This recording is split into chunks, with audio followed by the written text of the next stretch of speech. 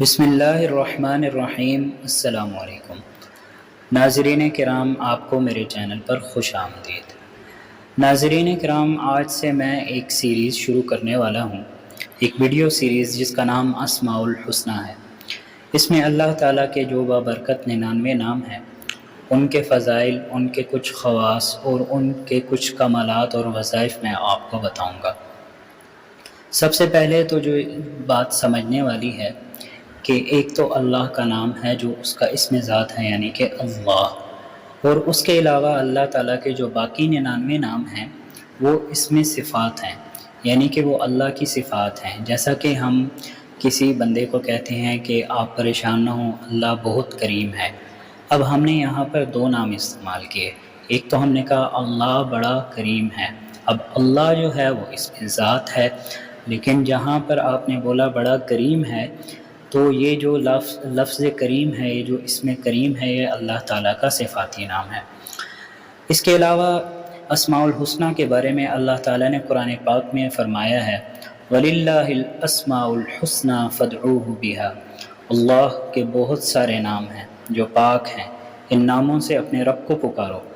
اور ایک اور جگہ اللہ تعالیٰ نے ارشاد فرمایا ادعونی استجب لکم، لوگو مجھ سے مانگو میں قبول کروں گا۔ تو آج جس اسم کے بارے میں ہم جانیں گے وہ ہے اللہ کا اسم ذات اللہ۔ جو شخص یہ چاہتا ہے کہ اس کا اللہ کی ذات پر کامل یقین ہو جائے تو اسے چاہیے کہ روزانہ 1000 مرتبہ اللہ کا ورد کرے۔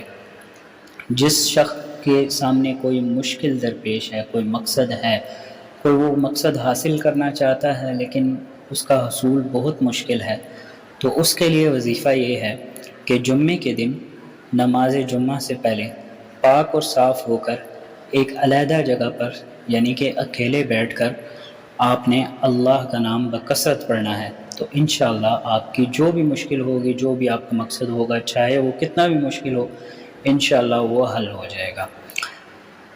اس کے علاوہ اس اللہ کے بابرکت نام کی، اسم ذات کی اتنی برکت ہے کہ کوئی شخص جو بیمار ہے اور اس سے ڈاکٹر بھی عاجز آ چکے ہیں، حکیموں نے بھی جواب دے چکا ہے، ہر جگہ سے اس کو جواب مل چکا ہے، اور وہ بالکل یعنی کہ ڈاکٹر جیسے کہتے ہیں نا کہ اب ہم کچھ نہیں کر سکتے، ڈاکٹروں نے ہاتھ کھڑے کر دیے، تو اس شخص کو چاہیے، اس مریض کو چاہیے کہ وہ خود پڑھے، خود اس اللہ کے نام کا ورد کرے، اللہ اللہ، ٹھیک ہے۔ اس کو جتنی زیادہ بار پڑھے گا انشاءاللہ اس کو شفا ہو جائے گی، اور اگر وہ مریض خود نہیں پڑھ سکتا تو اس مریض کے اوپر پڑھا جائے، لیکن شرط یہ ہے کہ اگر موت کا وقت نہ آ گیا ہو۔ اگر موت کا وقت آ گیا تو پھر موت کا وقت تو کوئی بھی نہیں ٹال سکتا۔ اور جو شخص 1000 بار یا اللہ یا ہو، یا اللہ یا ہو پڑھے گا روزانہ 1000 مرتبہ، اس کے دل میں